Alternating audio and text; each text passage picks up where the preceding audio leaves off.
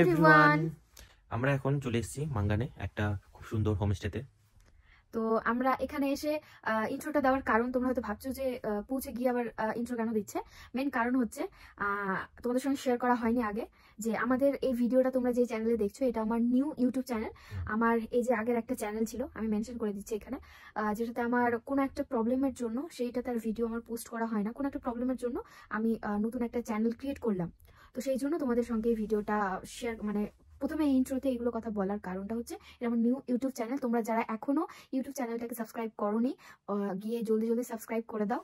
আর video আসবে, আমরা এসেছি নর্থ সিকিম, তো এখান থেকে আমরা প্রচুর জায়গায় ঘুরবো, সেই আপডেটগুলো তোমাদের সঙ্গে শেয়ার করব, ঠিক আছে? এবার তোমরা বাড়ি বসে দেখতে পাবে যে কোথায় কিসের সুবিধা, কোথায় কিসের অসুবিধা, সমস্ত কিছু তোমাদের সঙ্গে শেয়ার করব। তো তোমরা ভিডিওটা মন দিয়ে দেখো, আর ইউটিউব চ্যানেলটাকে অবশ্যই সাবস্ক্রাইব করে দিও, ঠিক আছে? নতুনটাকে। তো চলো, এটাই যে বলার ছিল। তো এবার তোমাদের সঙ্গে ভিডিওটা শেয়ার করছি, ভিডিওটা এনজয় করো, লাইক করে দিও কিন্তু। ভগবানের নাম নিয়ে একদম ভোর ভোর আমি আর আমার সোনাই বেরিয়ে পড়েছি নর্থ সিকিম যাওয়ার উদ্দেশ্যে। তখন বাজে প্রায় 4:30, আর তখনও এত ঠান্ডা আর কুয়াশা, তবে বেশ খানিকটা ভয়ও লাগছিল বলতে পারো। তারপরে ফাইনালি আমরা পৌঁছে যাই শিলিগুড়ির কাছাকাছি। তারপরে আমরা নিয়ে একটু টি ব্রেক, আর আমার খুব খিদা পেয়ে গেছিলো, তাই আমি নিয়ে নিয়েছিলাম ঘুগনি মুড়ি। সো এখন খাওয়া দাওয়া ডান, এখন আমরা আবার রওনা দেব আমাদের এই সাথীকে নিয়ে। তো চলো তোমরা ব্লগটা দেখতে থাকো, অবশ্যই খুব মজা হতে চলেছে। আর এইবার যেহেতু ফার্স্ট টাইম আমাদের বাইক রাইডিং, তো মানে একটা কি বলবো, অ্যাডভেঞ্চারের মধ্যে দিয়ে যাচ্ছি, খুব ভালো লাগছে। ঠান্ডা তবুও ভালো লাগছে, তো চলো, আমাদের সাথীগুলো আছে সামনে আর কি, তো ওদেরকে ধরতে হবে। তো চলো তাড়াতাড়ি রওনা দিই। ফাইনালি অনেকক্ষণ পর একটু রোদের দেখা মিলেছে, তাই একটু মনটা শান্ত হলো। আমাদের টিমের অল মেম্বার্সরা যায় একটা রেস্টুরেন্টে ব্রেকফাস্ট করার জন্য। ব্রেকফাস্টটা সেরেই বেরিয়ে দেখি রেস্টুরেন্টের পাশ দিয়ে এত সুন্দর একটা তিস্তা নদী বয়ে গেছে, আর তার যে সৌন্দর্য আমি বলে বোঝাতে পারবো না। জানি না এই 6 ইঞ্চ স্ক্রিনে কতটা দেখা যাচ্ছে, তবে সামনে থেকে অপূর্ব লাগছিল দেখতে। ব্রেকফাস্ট সেরেই অল রাইডার্সরা রেডি নিজের বাইক নিয়ে। আর পাহাড়ি রাস্তায় বাইক চালাতে গেলে একটা নিয়ম ফলো করা খুবই দরকার, সেটা হচ্ছে তোমার যেটা সাইড, সেই সাইড দিয়ে তুমি লাইন চলতে থাকো বাইক নিয়ে, তুমি অন্যের সাইডে একদমই যাবে না, তাহলে পাহাড়ি রাস্তায় কোনো রকম প্রবলেম হবে না, তুমি একদম সুন্দরভাবে তোমার ডেস্টিনেশনে পৌঁছে যাবে। যখনই ওভারটেক করতে যাবে তখনই হবে প্রবলেম, কারণ স্ট্রেট রাস্তা আলাদা আর পাহাড়ি রাস্তা আলাদা। পাহাড়ি রাস্তায় এত আঁকাবাঁকা পথ যে দেখা যায় না যে অপর সাইড থেকে কোন গাড়ি আসছে। তাই যারা পাহাড়ে রাইডিং করতে আসতে চাইছো অবশ্যই চলে আসো নির্দ্বিধায়, তবে এই ছোট ছোট জিনিসগুলো মাথায় রেখে। দেখো পাহাড়ে সরষে লাগিয়েছে, কি সুন্দর দৃশ্য।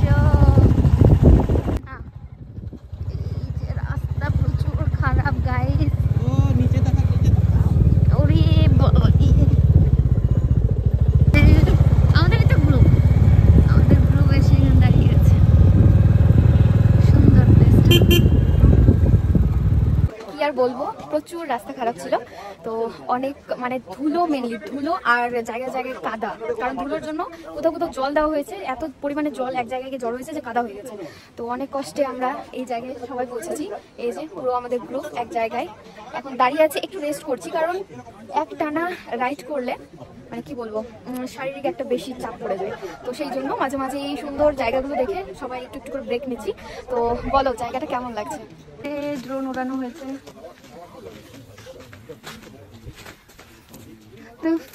ঠিক আছে তো বাইক চালিয়ে। আবার এখানে আমরা একটু দাঁড়িয়েছি, দাঁড়ানোর কারণ হচ্ছে ওই যে দেখো সুন্দর একটা ওয়াটারফল, এখানে একটা শট নেওয়া হবে, সেই জন্য আমরা এখানে দাঁড়িয়েছি সবাই মিলে। মা এটা বাঁশের ব্রিজ ছিল মনে হয় আগে।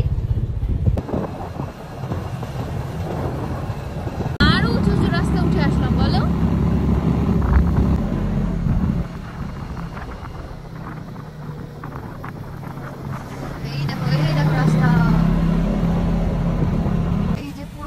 রাস্তা উঠানো যাচ্ছে না, নেমে যাও, নেমে আসো না, যেতে আসো। ওই অবধি তো নিয়ে চলো আমাকে। ওখানে গিয়ে আমি স্পিডটা ধরতে পারবো? স্পিড লাগবে না, ওখানে দাঁড়ালে আমার স্পিডটা কমে যাবে না? একটু কষ্ট করে হেঁটে আসো। ওকে আমি নেমে যাচ্ছি। Oh my God.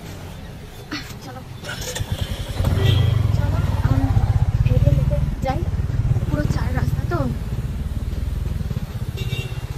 পুরো 4 রাস্তা। এখন হেঁটে হেঁটে যাওয়াই এখানে মঙ্গল, কারণ কোনো মতে বাইক যদি আটকে যায় তাহলে মুশকিল। কিসমত আর তার সঙ্গে বাইক যদি সাথ না দেয় তাহলে হয়তো এরকমই হয়। আমাদের গ্রুপের মধ্যে এই উঁচু রাস্তাটায় উঠতে গিয়ে কোনোভাবে পড়ে যায়, তো সেটাই এখানে আমরা দেখছিলাম যে কোনো রকম ক্ষতি টতি হয়েছে কিনা। তো সেই রকম কোনো ক্ষতি হয়নি, হালকা পাতলা লেগেছে এই আর কি। অনেকটা জার্নি শেষে ফাইনালি আমরা মাঙ্গানে এসে পৌঁছাই। এখানে একটা পেট্রোল পাম্পে সব বাইকের তেল ভরা হবে, তো সেই জন্য এখানে এক্সট্রা তেল নিয়ে নিয়েছি, কারণ উপরে যেতে গেলে তেল যদি শেষ হয়ে যায় তখন উপরে তেল পাওয়া মুশকিল। তো সেই জন্য এক্সট্রা ঢোপে নিয়ে নিচ্ছি, আর ঢোপ ফুটো ছিল তাই আবার এক্সচেঞ্জ করে নিচ্ছি। হেলমেট রাখার স্ট্যান্ড, এই দেখো এটা বাইক নাকি হেলমেট রাখা স্ট্যান্ড, আরো দুটো হেলমেট ঢুকিয়ে দাও এখানে।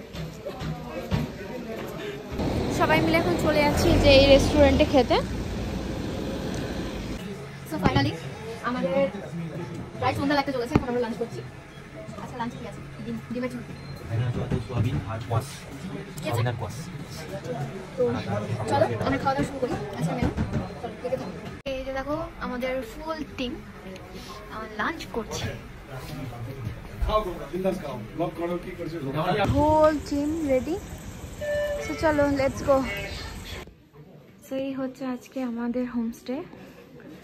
এই যে কাপলদের রুম দেওয়া হয়েছে, এটাতে হয়তো কেউ আছে। এখানে একটা রুম আছে, আর এই রুমটা হচ্ছে আমাদের। এই রুমটা নিলাম। সো এই যে বেশ বাঁশের বানানো, ভালো লাগছে দেখে রুমটা,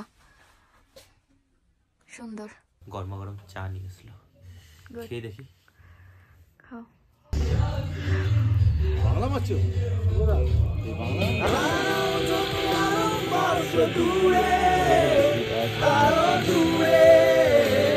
সব শেষে ডিনারে ছিল চিকেন, তার সঙ্গে একটা মিক্স ফ্রাই আর স্যালাড।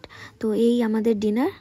তো চলো এই যে রাতের পাহাড় দেখিয়ে আজকের ভিডিওটা শেষ করছি। তো চলো টাটা।